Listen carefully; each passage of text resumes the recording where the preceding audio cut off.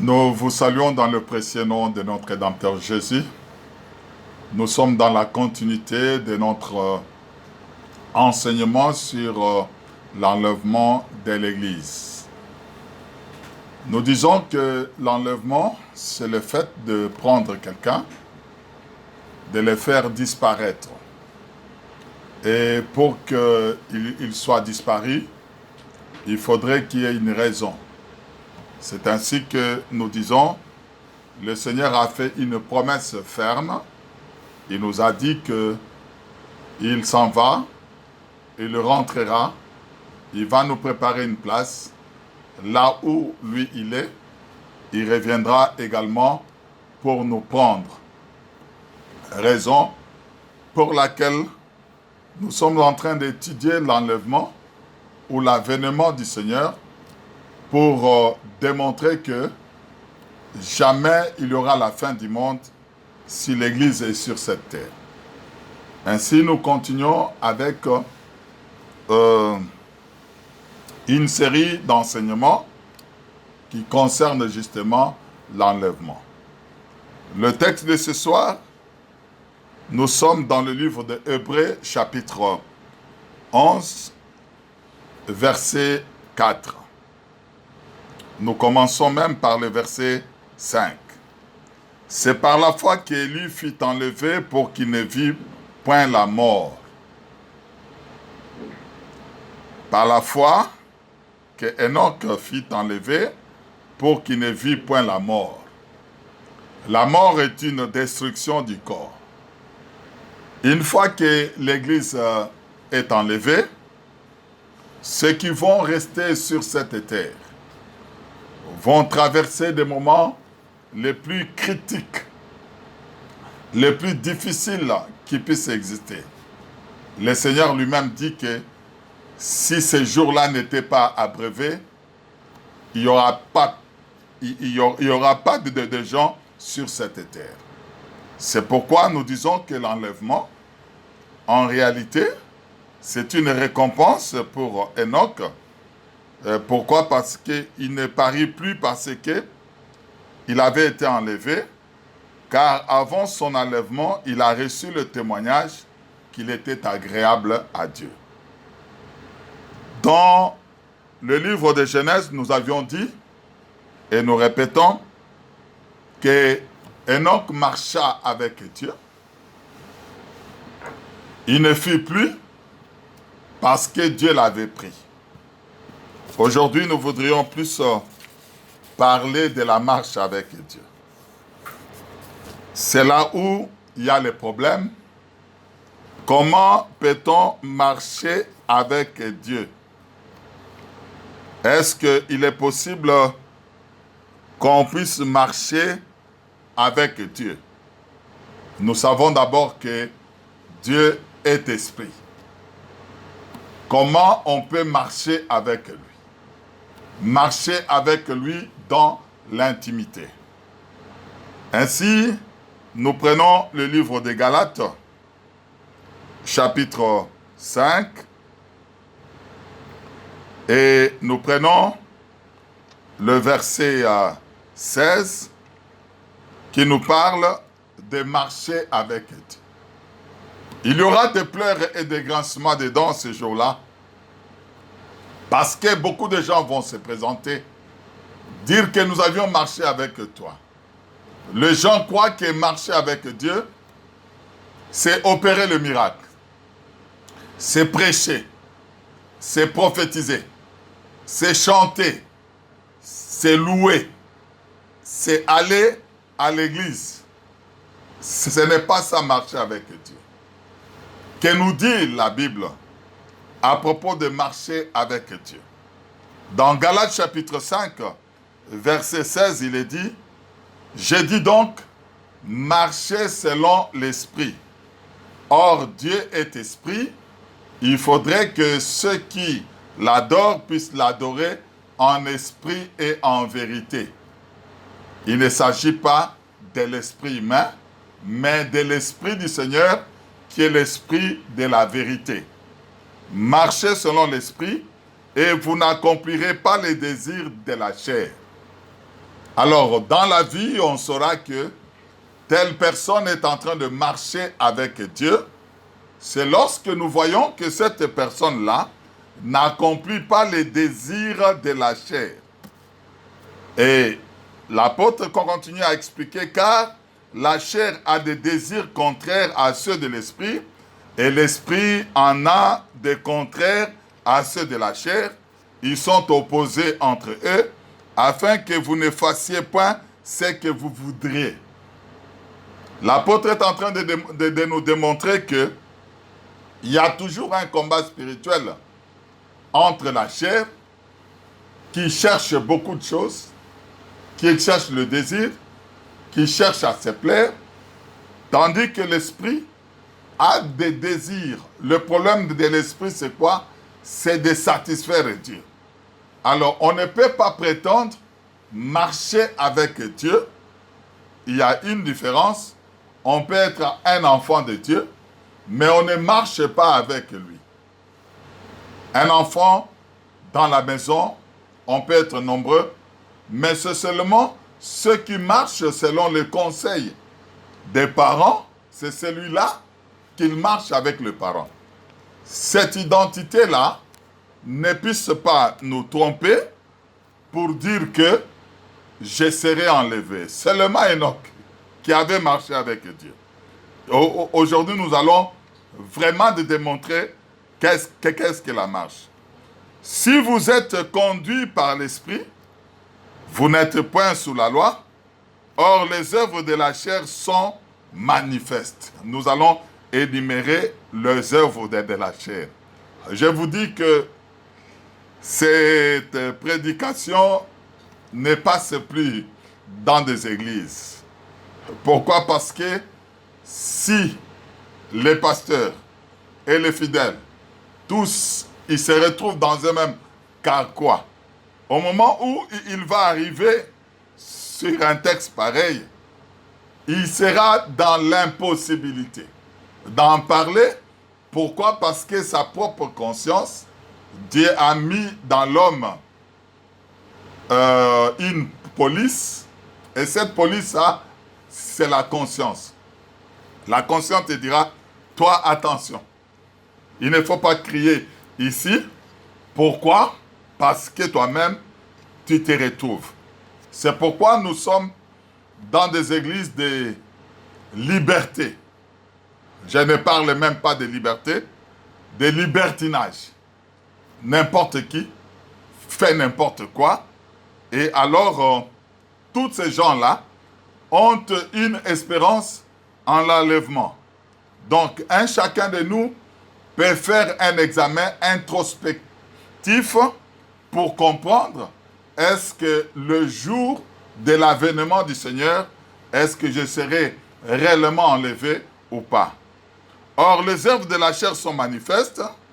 Ce sont l'impudicité, l'impureté, la dissolution, l'idolâtrie, la magie, les inimitiés, les querelles, les jalousies, les animosités, les disputes, les divisions, les sectes, l'envie, l'ivrognerie, les excès de table et les choses semblables. J'aime bien la Bible. Pourquoi? Parce que ici, la liste n'est pas limitative. Et les choses semblables. Donc, je vous l'ai dit d'avance, comme je l'ai déjà dit, que ceux qui commettent de telles choses n'hériteront point le royaume de Dieu. C'est clair. Dieu a parlé par cet homme. C'est Paul. Il ne faudrait pas faire de choix de son enseignement. Vous prenez une partie qui vous intéresse, qui vous plaît, et vous tirez les draps de votre côté, et ce qui ne vous plaît pas, et vous dites, c'est dit Paul ça, nous ne pouvons pas accepter. Or, Paul, par l'Esprit éternel, il disait, et c'est de chez vous qu'est venu l'évangile, ou c'est à vous seulement que l'évangile a été annoncé. Donc ici, nous sommes en train de comprendre il est en train de nous expliquer comment il faudrait marcher avec Dieu pour qu'on soit enlevé. Si on ne marche pas avec lui, comme Enoch, il n'y a pas d'enlèvement. Voilà, il dit, le fruit de l'esprit, c'est... Il n'y a pas comme on nous disait dans le groupe de prière, il y a 9 fruits de l'esprit. Non, dans la parole, il n'y a qu'un seul fruit. Et dans ce fruit-là, il y a des parties de fruits. Alors, le fruit de l'esprit, c'est l'amour, la joie, la paix, la patience, la bonté, la magnanimité, la fidélité, la douceur, la tempérance. Et on nous dit que la loi n'est pas contre ces choses. Donc, c'est ça, marcher avec Dieu. Dans la personne où on trouve ces vertus-là, on comprendra que cette personne est en train de marcher avec Dieu. Ceux qui marchent avec Dieu, on dit, ceux qui sont à Christ ont crucifié la chair avec ses passions et ses désirs. Si nous vivons par l'Esprit, marchons aussi selon l'Esprit. Le problème du croyant, c'est lequel vouloir être avec Dieu. Quand il est en train de prier, tu croiras que le ciel peut descendre à l'immédiat. Quand il chante, plus que les anges, eh bien, vous vous direz que cette personne-là passe la nuit sur le lit de Dieu. C'est vraiment quelqu'un d'inspiré. Mais le problème maintenant, c'est la vie. C'est la vie, justement. Ici, nous sommes en train de stigmatiser le mauvais comportement et prétendre marcher avec Dieu. Ici, c'est la théorie. Nous pouvons même rentrer dans l'ancienne alliance parce que c'est là où nous avions vu des gens marcher avec Dieu. Israël est sorti de l'Égypte. Ça, c'est une belle illustration de l'enlèvement. On ne peut pas aller à Canaan si on n'a pas été à Canaan. Israël était à Canaan et descendu en Égypte. Nous prenons Canaan comme étant le ciel. L'Égypte comme étant le monde. Ils sont descendus en Égypte. Vous remarquerez qu'Israël avait sa manière de vivre. D'ailleurs, qui était en abomination avec les Égyptiens. Pourquoi eux, ils avaient leur manière de vivre? Et quand Israël arrive en Égypte, qu'est-ce qui se passe? Il devrait aller habiter à Gonsen. Ce n'est pas un peuple mêlé aux Égyptiens. C'est un peuple qui a sa demeure à part. Souvenez-vous, lorsque Balak est venu solliciter les services du prophète Balaam pour qu'il puisse le maudire.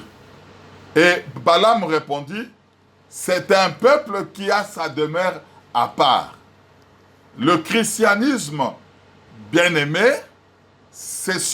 c'était une vie des gens qui sont mis à part exclusivement pour Dieu. Leur corps, leur âme et leur esprit.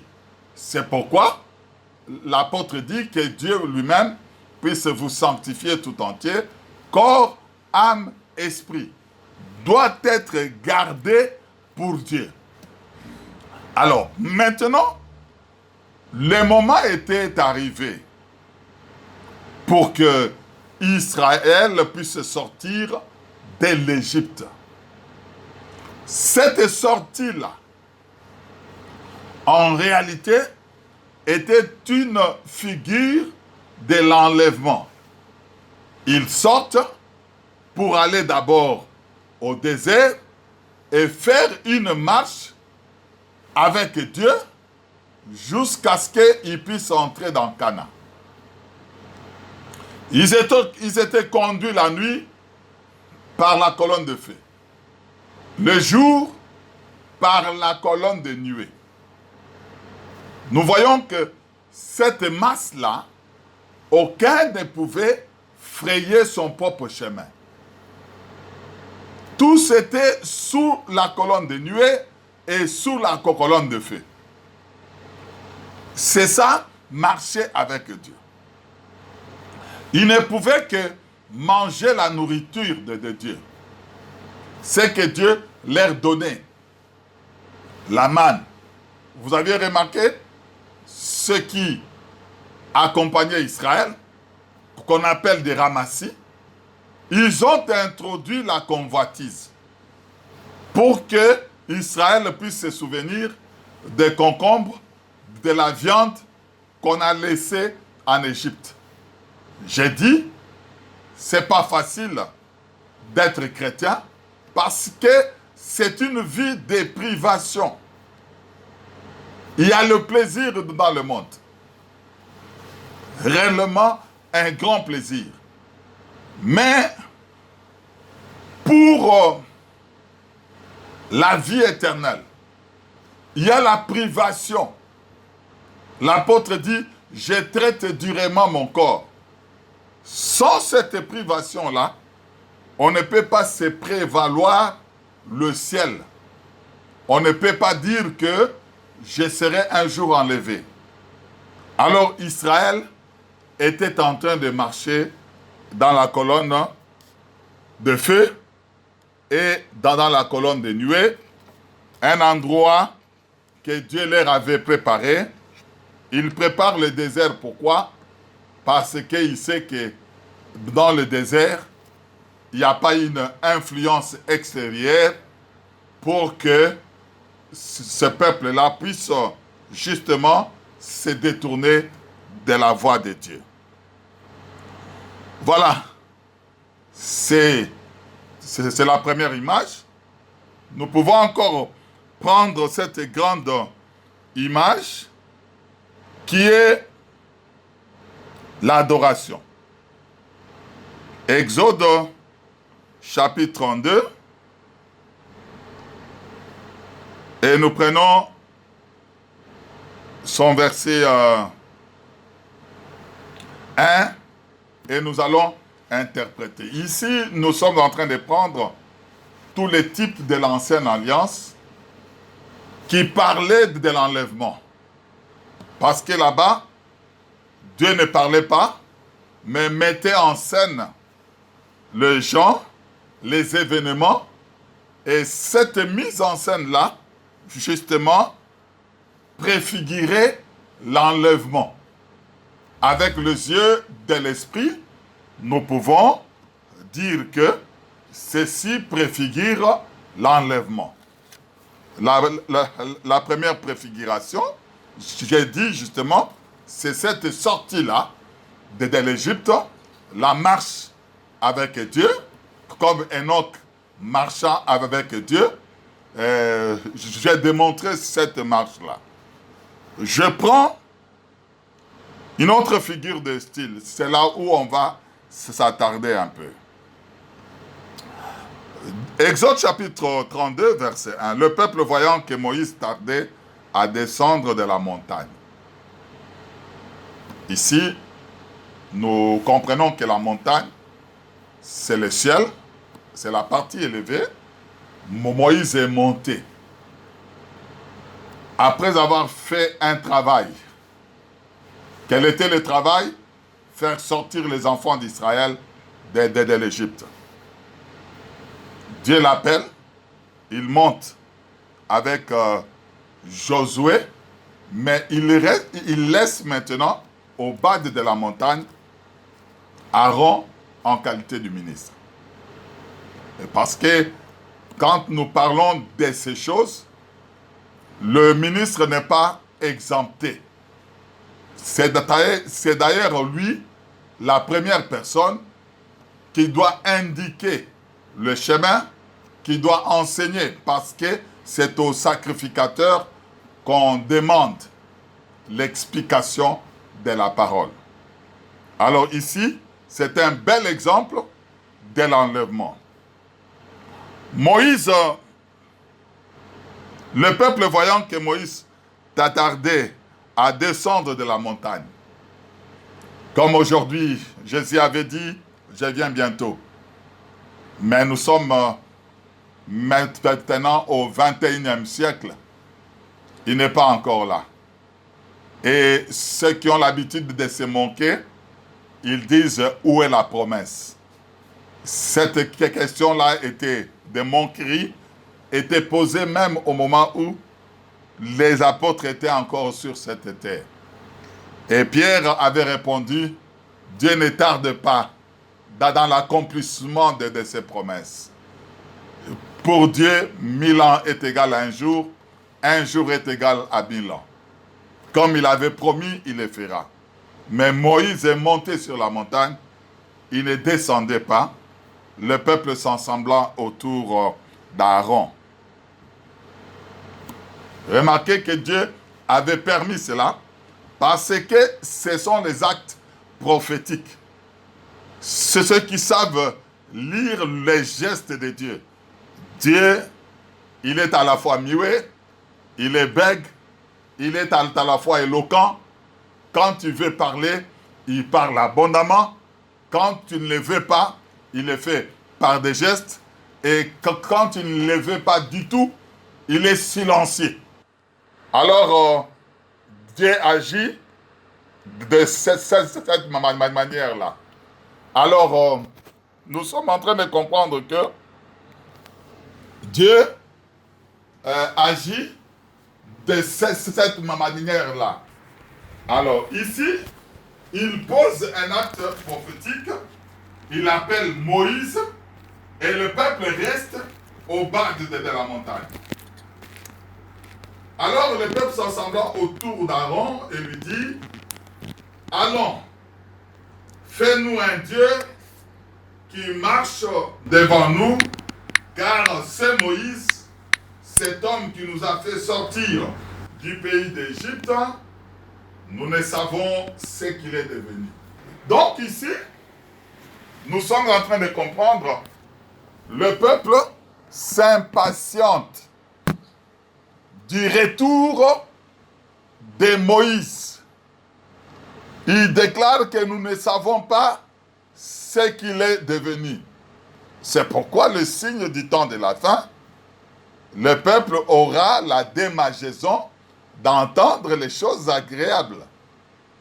Le peuple a la démangeaison d'entendre la bénédiction, la prospérité, et certaines personnes s'étaient autoproclamées ministres de prospérité, et où en sommes-nous avec des prédications pareilles. Et le peuple a la démangeaison. Attention avec ce peuple-là. Ce peuple-là peut amener à l'idolâtrie. Et tous ôtèrent des anneaux d'or qui étaient à leurs oreilles, les apportèrent à Aaron. Il les reçut de leurs mains, jeta l'or dans un moule et fit un veau en fonte. Remarquez. Et ils ont demandé à un Dieu. Aaron leur fait un veau d'or. Or, le veau, c'est le bœuf. Or, le bœuf, dans la parole de Dieu, veut dire le serviteur. C'est l'animal qu'on utilisait pour faire le champ. Ainsi, il a été dit dans la loi, tu n'amuseras point le bœuf quand il est en train de fouler le grain. L'apôtre Paul vient expliquer dans Galates chapitre 6. Il dit, est-ce que Dieu se mettait-il en peine de bœuf? Loin de là, il parlait de serviteur. Remarquez que un serviteur qui est fabriqué à partir de l'or, l'or vient d'où? Des oreilles des fils, des femmes et des filles. En réalité, un serviteur qui devient Dieu. C'est pourquoi il ne faudrait pas prendre la place de Dieu. C'est ça le nom de blasphème. C'est ça, blasphémer Dieu. Et on doit comprendre quelle est ta place. Tu es Dieu ou tu es le serviteur de Dieu. Étant serviteur de Dieu, tu fais quel service?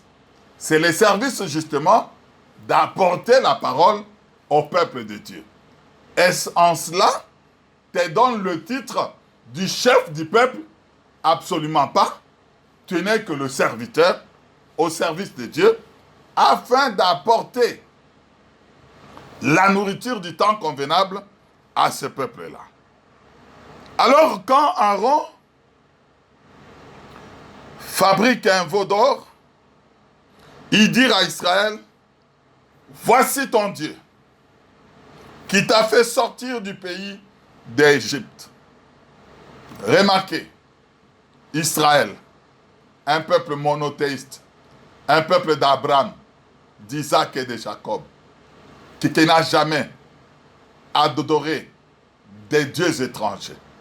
À ce moment-là, croit que ce veau d'or-là, c'est le Dieu qui les avait fait sortir de l'Égypte. Ils oublient toutes les souffrances pendant 400 ans dans ce pays-là de Pharaon. Tous les travaux qu'ils avaient fait, des souffrances qu'ils avaient endurées dans ce pays-là. Ils ont traversé la mer Rouge par la main puissante de Dieu. En d'autres termes, c'est cela l'enlèvement, entrer dans le ciel. Un chacun de nous doit, en tout cas, faire attention de ce qu'il est en train d'entendre. Car la foi vient de ce qu'on attend. Et c'est par la foi que Enoch marcha avec Dieu. Il fut enlevé parce qu'on lui a rendu un témoignage agréable. Qu'est-ce que tu attends? Parce que le premier commandement de Dieu, c'est « Écoute Israël, ton Dieu est un Dieu unique. » Alors, quand on n'a pas une bonne écoute, c'est fini. On ne peut pas arriver à Canaan. Et lorsque ce peuple, je suis au verset 5, lorsque Aaron, lorsque Aaron vit cela, il bâtit un autel devant lui. Il s'écria, demain, il aura fête en l'honneur de l'Éternel. Remarquez qu'il le fabrique aujourd'hui. Demain, ce demain-là est prophétique. Demain, c'est le temps où nous sommes, où les gens veulent voir des hommes devenir Dieu, se prosterner devant des hommes, adorer des hommes, défendre des hommes. Ils ne défendent plus la parole de Dieu. Vous voyez que l'entendement est bouché. Comme l'entendement est bouché, ils sont sortis, ils ont commencé à se réjouir. Le lendemain, ils se levèrent de bon matin, nous sommes au verset 6, ils offrirent des holocaustes et des sacrifices d'action de grâce. Le peuple s'assit pour manger et pour boire, puis ils se levèrent pour se divertir. Les divertissements dans l'église de Dieu. C'est une monnaie courante. Alors l'Éternel dit à Moïse, va, descends, car ton peuple que tu as fait sortir du pays d'Égypte s'est corrompu, ils se sont promptement écartés de la voie que je leur avais prescrite, et ils se sont fait un veau en fronte, ils se sont prosternés devant lui, ils lui ont offert des actions, des sacrifices. Ils ont dit, Israël, voici ton Dieu qui t'a fait sortir du pays de l'Égypte. Et l'Éternel dit à Moïse, je vois que ce peuple est un peuple au cou raide. Maintenant, laisse-moi, ma colère va s'enflammer contre eux, je les consumerai, mais je ferai de toi une grande nation. Donc, nous voyons la jouissance. Il n'y a pas de pleurs dans une assemblée où le veau d'or est Dieu. Un homme est Dieu, l'Antichrist est devenu Dieu, tout simplement parce que Moïse est monté, Jésus-Christ est enlevé, mais c'est justement le rôle des ministères d'amener le peuple à la repentance. Ici, pendant qu'ils étaient à la montagne, on entendait des bruits. Moïse et Josué entendaient des bruits. Et ils commençaient même à se disputer.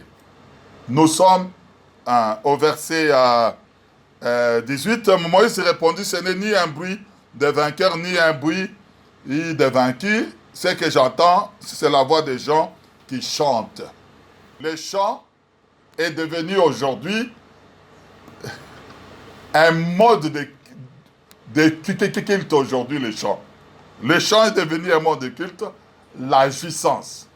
Or, la Bible déclare que vaut mieux aller dans la maison de deuil que dans la maison de jouissance.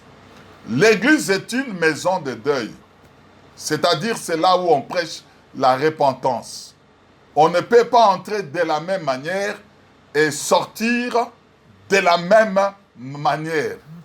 Donc, il faudrait que nous puissions comprendre cela, que nous sommes autour du cadavre qui est la parole de Dieu.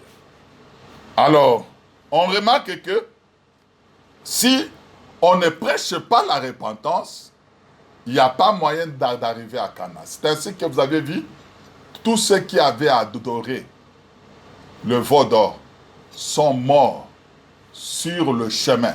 C'est seulement ceux qui sont nés dans le désert qui sont entrés en Canaan. La nouvelle naissance, c'est quoi? C'est être régénéré spirituellement. Ce sont ces enfants-là qui sont entrés en Canaan. Ainsi, nous démontrons que marcher avec Dieu, c'est marcher dans la Canne, c'est marcher selon l'enseignement, la doctrine, selon la parole de Dieu. Voilà ceux qui vont entrer en Canaan, ceux qui sont agréables à Dieu, ceux qui vont être enlevés, c'est seulement ceux qui marchent avec Dieu. Pour ce soir, je vous dis merci et nous allons nous revoir, Dieu voulant, à la prochaine émission. Je vous remercie.